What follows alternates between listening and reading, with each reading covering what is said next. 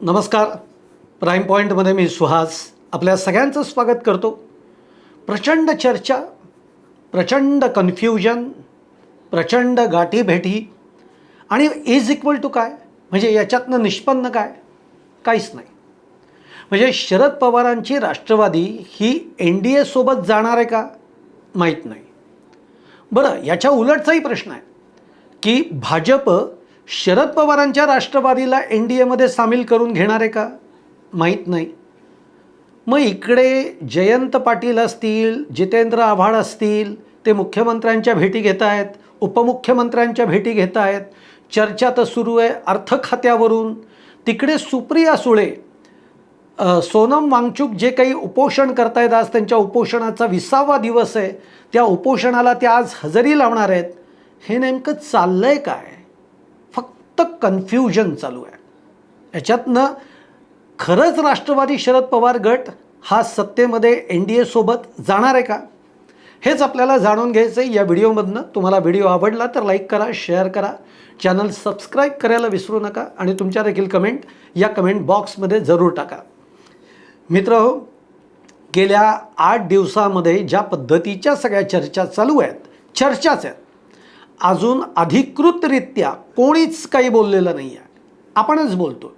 कधी कधी तर मला असं वाटतं की आपण दररोज व्हिडिओ करतो, वेळेत सोत की काय.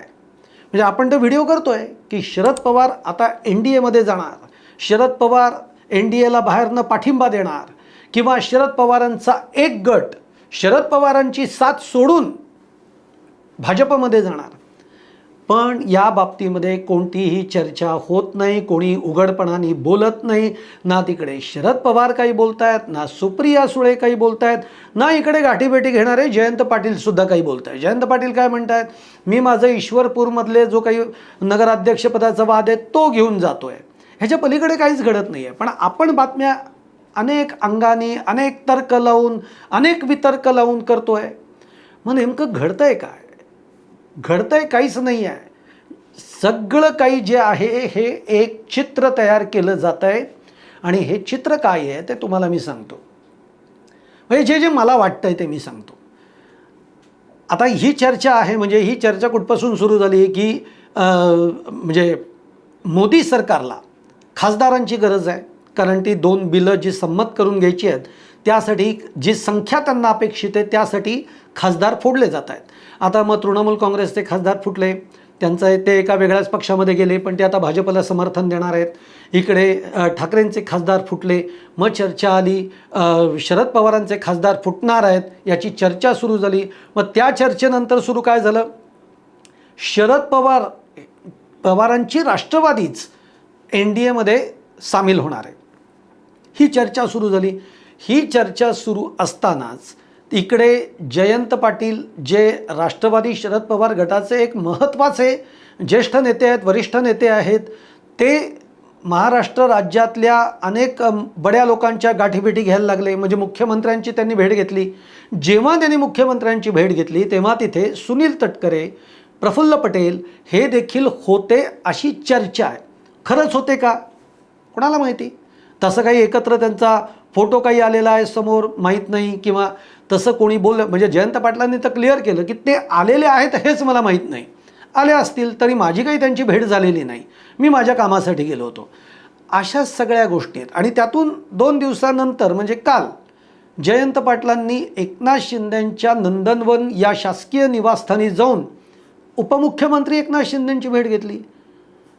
म्हणजे मग आता भाजपकडं नाही म्हटले म्हणून उपमुख्यमंत्र्यांकडे आले का, नेमकं काय हे सगळं प्रकरण आहे, हे आपल्याला कन्फ्यूज करण्याचं सगळं तंत्र चालू आहे.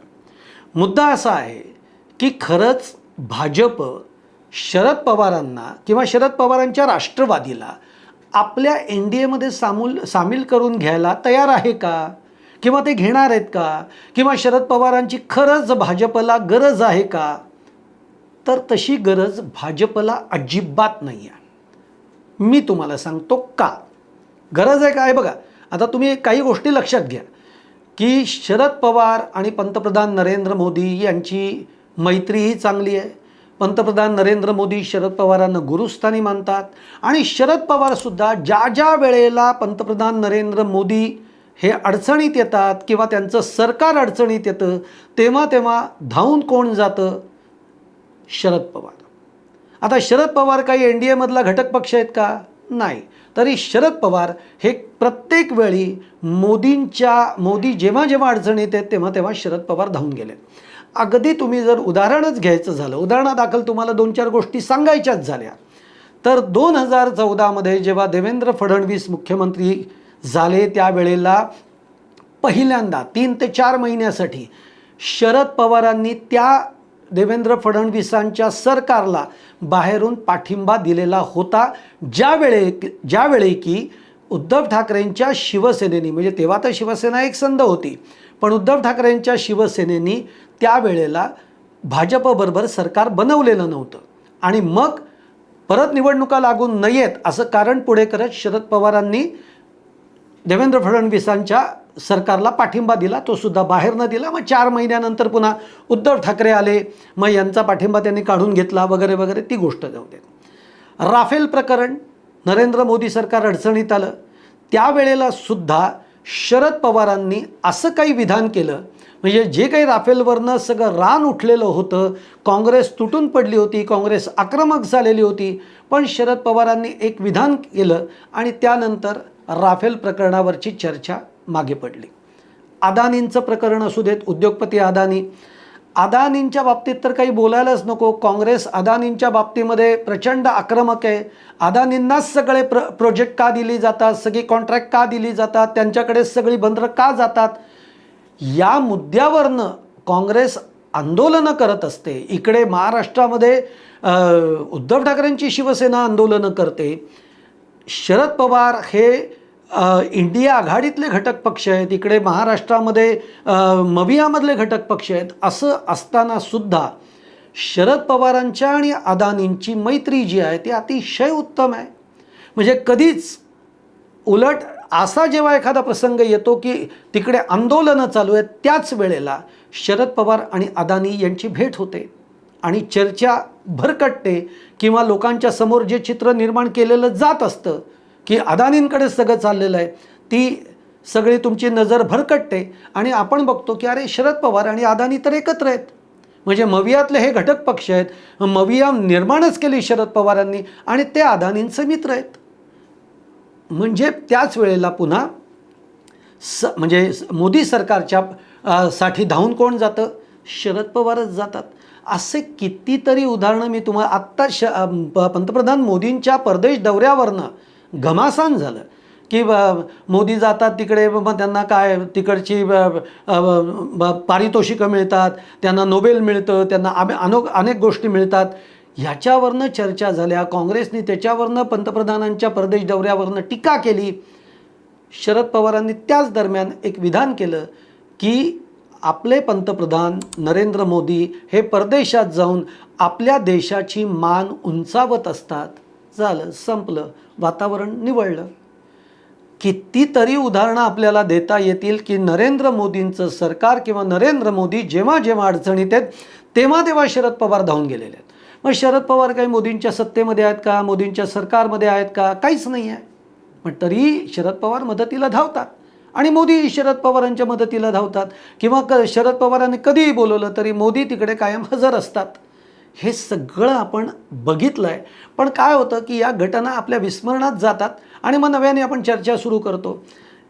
भाजपला आत्ता शरद पवारांच्या राष्ट्रवादीला सोबत घेऊन येण्यामध्ये काहीही इंटरेस्टच नाही आहे. आणि तो का नाही आहे त्याचं एका वाक्यात उत्तर आहे. एक लक्षात घ्या, शरद पवारांची राष्ट्रवादी किंवा शरद पवार असे आहे की जे वेळोवेळी आपल्याला मदत करतात आणि सगळ्यात महत्त्वाचं म्हणजे विरोधी बाकावर नेमकं काय घडतं आहे हे सत्ताधाऱ्यांपर्यंत म्हणजे मोदींपर्यंत, शहांपर्यंत जर कोणी पोचवत असेल तर ते कोण आहेत? शरद पवार आहेत. त्यामुळे शरद पवार हे विरोधी बाकावरच पाहिजेत. शरद पवार हे सत्तेमध्ये नकोच आहेत. शरद पवार जर तिथे असतील तर तिथे काय चाललं आहे, विरोधी बाकांवर कोणती चर्चा चालू आहे, विरोधी बाक कोणत्या पद्धतीचे डाव आखतोय, हे सगळं आतल्या गोटातल्या बातम्या या सत्ताधाऱ्यांना कळल्या पाहिजेत ना, मोदी शहांना कळल्या पाहिजेत ना. आणि म्हणून शरद पवार आहे तिथेच छान आहेत. हां, आता शरद पवार जे काही विधेयक आहे ते ज्याच्यासाठी पाठिंबा पाहिजे वगैरे, मग तो काही सत्तेत जाऊनच दिला पाहिजे असं अजिबात नाही. आणि शरद पवार सत्तेत जाणार नाहीत. एक लक्षात घ्या, ज्या माणसाने आत्तापर्यंत काय शाहू फुले आंबेडकरांच्या विचारांचं राजकारण केलेलं आहे, ते एकदम उजव्या विचारसरणीच्या पक्षांमध्ये जाऊन बसतील आणि मग ती आयडियॉलॉजी सोडली का अशी टीका ते स्वतःवर करून घेतील. आत्तापर्यंतचं राजकारण त्यांचं शाहू फुले आंबेडकरांच्या विचारांवर झालेलं आहे. मग आता या उतरणीच्या काळामध्ये ही टीका शरद पवार का ओढवून घेतील? काही गरज नाही आहे शरद पवारांनासुद्धा. त्यामुळे या एक हवा आहे, हे एक चित्र आहे. पडद्यामागनं बऱ्याच गोष्टी या सुकर होत असतात. पाठिंबा द्यायचाच असेल तर त्याच्यासाठी सत्तेमध्ये जाण्याची गरज नाही, तो बाहेरूनही देता येतो. किंवा त्यावेळेला विधेयक संमत करण्याच्या दिवशी आपले आमदार, आपले खासदार हे गैरहजर राहू शकतात. गैरहजर राहणं म्हणजेच एक प्रकारे मदत करणं. तशा पद्धतीची देखील मदत ही शरद पवारांची राष्ट्रवादी करू शकते. त्यामुळे शरद पवार NDAमध्ये सामील होणार का, शरद पवार सत्तेबरोबर जाणार का, हे जे आत्ता सगळं चित्र सुरू आहे, तर मला तरी या सगळ्या गोष्टींनंतर आता असं वाटतंय की हे सगळं या भेटीगाठी या केवळ आपल्या डोळ्यांवर एक भूल टाकली जावी अशा पद्धतीच्या या घटना घडत आहेत. हो, आता याच्यामध्ये महाराष्ट्रातले काही आमदार आहेत किंवा शरद पवारांचे खासदार आहेत, हे अस्वस्थ आहेत, त्याच्याबद्दल काही वाद नाही. त्यांना सत्तेबरोबर जायचं आहे याच्याबद्दलही काही दुमत असायचं कारण नाही. पण शरद पवारांची साथ सोडून अशा पद्धतीने खासदार जातीलच का, हा एक प्रश्न आहे. आणि दुसरं, जर का हे खासदार अनुपस्थित राहून जर सरकारला मदतच करणार असतील तर सरकारही शरद पवारांच्या पक्षासाठी काही ना काहीतरी मदत करणारच आहे. त्यामुळे अशा पद्धतीने काही घडेल असं चित्र मला तरी वाटत नाही. परंतु शेवटी चर्चा तर रंगती आहे, कुठंतरी धूर येतो आहे, म्हणजे कुठंतरी ठिणगी तर पडली आहे, आग तर लागली आहे, असंही आपल्याला एका बाजूने म्हणायला लागेल. तर त्यामुळे आगे आगे देखेंगे हम की क्या होता है. शेवटी आपण म्हणतो ना की पुढच्या काळामध्ये नेमकं काय राजकारण घडणार आहे, राजकारणामध्ये नेमकं काय घडणार आहे हे आपण काही भाकीत करायला ज्योतिषी नक्कीच नाही आहोत. पण जे काही आजवर घडत आलेलं आहे ते आपण मांडू शकतो. काय घडू शकतं हे आपण बोलू शकतो. पण ते काही सगळं परफेक्टच असेल असं अजिबात नाही. आपण काही ज्योतिषी किंवा ज्योतिषाचार्य असे आपण काही नाही आहोत. तर त्यामुळे मला तरी आत्ताच्या या सगळ्या प्रसंगांवरनं एवढंच वाटतं आहे की ही एक चर्चा आहे. ही चर्चा अजून काही काळ चालेल आणि त्यानंतर एकदा अधिवेशन सुरू झालं, अधिवेशनातले वेगळे मुद्दे येतील, ते पारित, एकदा काय विधेयक जर पारितच करायचं असेल तर ते पारित झाल्यानंतर या सगळ्या चर्चा ज्या आहेत त्या थंडावून जातील. एवढाच त्याचा आपण अर्थ आत्ता तरी पकडूयात. तुम्हाला माझा हा सगळा जो मुद्दा आहे, जे मला वाटतं आहे, ते जर तुम्हाला पटला असेल तर नक्की कमेंट बॉक्समध्ये तुम्हीही टाका. आणि माझा व्हिडिओ आवडला असेल तर लाईक करा, शेअर करा, चॅनल सबस्क्राईब करायला विसरू नका. धन्यवाद.